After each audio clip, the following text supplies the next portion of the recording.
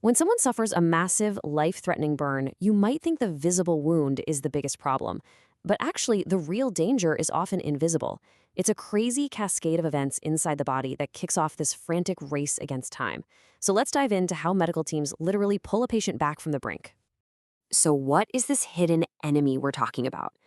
I mean, the fire's out, right?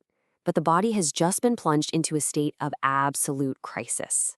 The real battle, the one that matters most in those first few hours, is fought against an internal collapse, one that happens silently right after the injury. You see, for a patient with third-degree burns, the skin's protective barrier is just gone. And this triggers a massive body-wide response. The entire circulatory system gets thrown into chaos, and the clock starts ticking on a deadly condition called burn shock.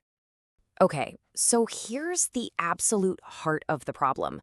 All over the body, the blood vessels become incredibly leaky. They just start pouring huge amounts of fluid out into the surrounding tissues. As you can imagine, this makes blood pressure plummet, and that starves vital organs of the oxygen they need to survive. The patient's life is literally hanging in the balance. This right here, this is the invisible threat that doctors have to defeat, and they have to do it fast. The second that patient hits the hospital doors, there is absolutely no time to waste. A whole team just swings into action, and they start this incredible detective work to figure out exactly what they're up against. It's all a very rapid, very systematic process. The approach they take is completely standardized.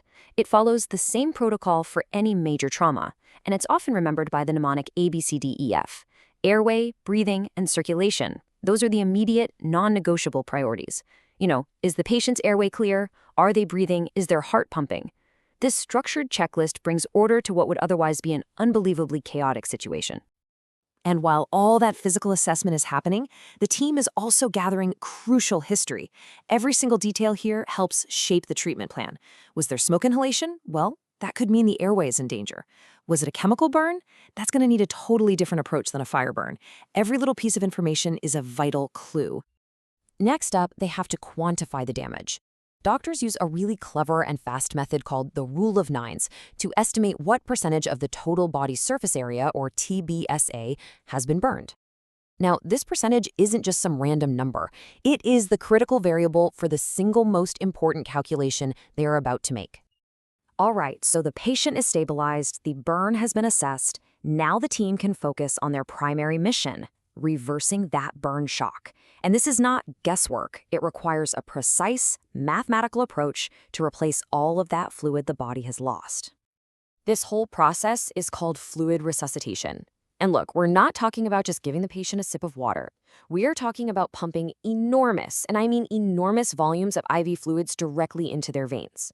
The goal is to basically refill the entire circulatory system and get that blood pressure back up before the organs start to shut down. And here's the cool part. They don't guess how much fluid is needed. They use a specific equation, and it's known as the Parkland formula. This has been the gold standard for decades, and it's designed to calculate the exact amount of fluid needed for that first most critical 24-hour period. The formula starts with a constant, the number 4. This represents 4 milliliters of a specific type of IV fluid called a crystalloid solution. Then you take that number and multiply it by the patient's body weight in kilograms. So a really crucial point here is that the amount of fluid is tailored specifically to the size of that individual. It's not one size fits all. And for the final step, you multiply that number by the percentage of the body that's been burned, which is the very number they calculated just moments before with the rule of nines. See how all that initial detective work is coming together now? So let's actually put it into practice. For a 70-kilogram adult, who weighs about 154 pounds, with a 30% burn on their body, the calculation is pretty simple. It's 4 times 70 times 30. And the result is, well, it's staggering. 8,400 milliliters. That's 8.4 liters of fluid. To put that into perspective for you, that is more than 4 of those giant 2-liter soda bottles. All of that has to be infused into this one patient in just one day. But the delivery is meticulously planned. It's not all at once. The first half, a massive 4.2 liters, is given in the first 8 hours, from the time of the burn. This front-loading is absolutely critical to stop the shock in its tracks. The rest of it, the second half, is then given over the next 16 hours.